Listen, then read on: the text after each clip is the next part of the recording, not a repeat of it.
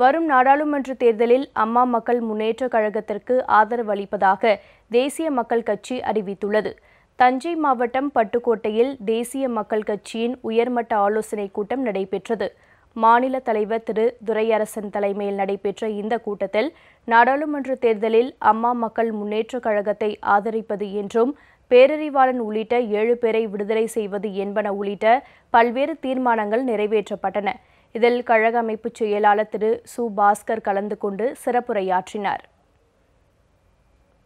தமிழ்நாடு தமிழின தலைவர் தன்மான சிங்கம் டிடிவி தினகரன் ஐயா அவர்களையே அம்மா மக்கள் முன்னேற்ற கழகத்தின் ஆதரிக்கும் என்பதை முடிவெடுத்தும் என்பதை தேசிய மக்கள் கட்சியின் மூலம் தெரிவித்துக் கொள்கின்றோம்.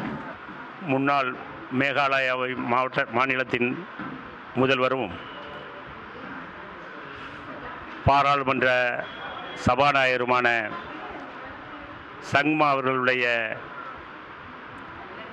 தலைமையிலே உருவாக்கப்பட்டிருக்கிற தேசிய மக்கள் கட்சி